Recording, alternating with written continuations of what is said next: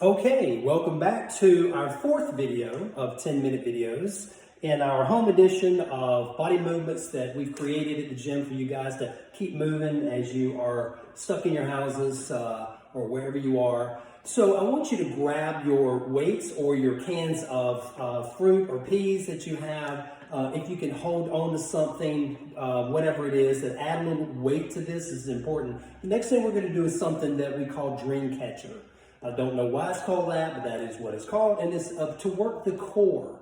Not only are we going to work the core, but in the second part of this movement, we're going to work the spine. So I want you to grab your weights, if you have weights or whatever you have, and you're going to get into this position where you're standing straight up. Your core is tight, so I want you to engage by bracing your stomach and holding it. Do not allow that to soften as you move through this next movement. So I want you to have your arms down by your sides. You're going to separate your feet about a little over shoulder width apart. So I want them a little wide, and I want your base to be very solid. Now your head is up and your chest is up, and you're only moving from hip to hip. That's why I started this way. I wanted you to see that. You see where my left hand is by my left hip? That's as far as you go in both directions. Right hip to the left hip. Right arm, left arm to the right arm. You're only doing from hip to hip, okay? So let's keep moving here. Chest up, head up, core is braced, nice and tight. You notice I don't have a lot of movement in my hips. Yeah, there is some, and that's okay. But I'm not doing this.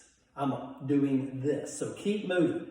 On your sheet, I have you doing 8 of these in each direction. You can do whatever you want to do. You can do more. You can do less, but prefer not to do less, but you can do whatever you want to.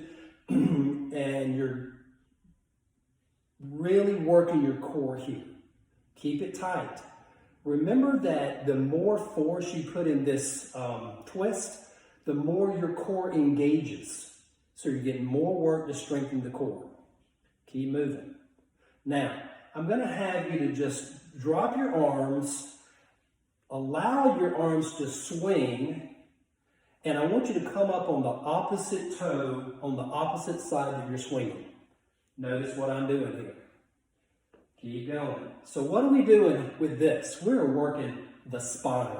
Yeah, the core still gets some really good work in the transverse plane, but we're also working the spine.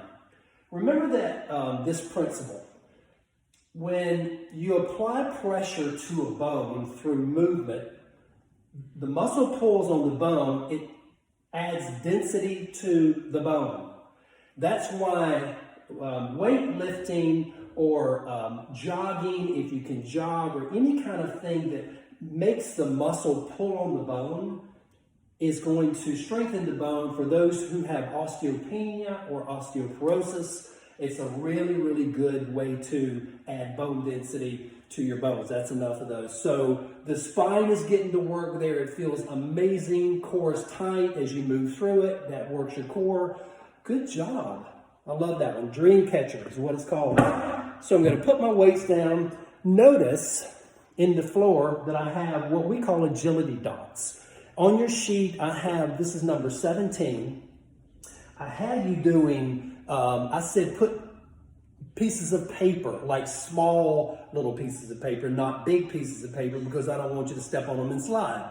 But what this is for agility. This is for us to be able to move as quickly as we can to keep those muscle fibers and sensors in our body active and be able to react in a hurry if we need them to. Like if you're walking along and you stumble, then you want to be able to catch yourself. And that is what this movement is for.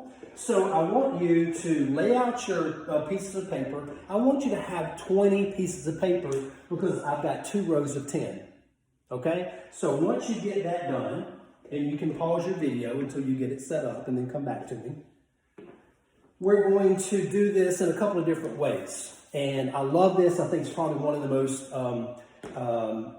enjoyed movement that we do in our class because it's sort of like a game, but it's challenging. And everybody is always amazed at how challenging it is because you have to use your brain as well as your body here.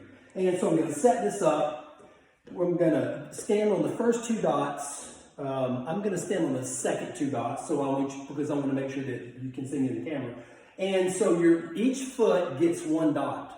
Okay? Each foot gets 1 dot. So I'm on right and left foot's on a dot. Then I'm going to move up, straight up to the next 2 in front of me. Then I'm going to step back, and then I'm going to move over 1 with each foot. And I'm going to step up, step back, step over with each foot. Step up, step back. And remember, you always go back to where you started. Always go back on the back line to where you started before you move over.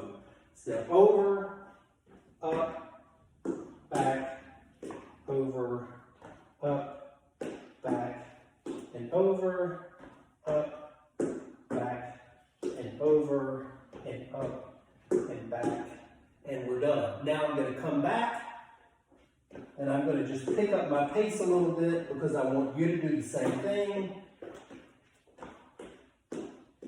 And what's happening here is my right leg kicks my left foot to the next dot. You see what I just did? Right kicks the left to the next dot, and you just keep on moving.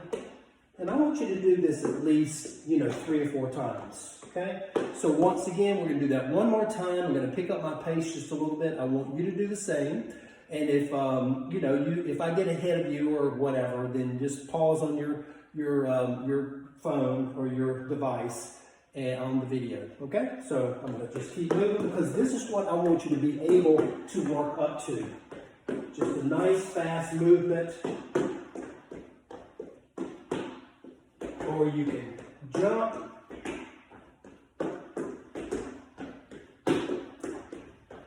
Each foot right on top of the dot.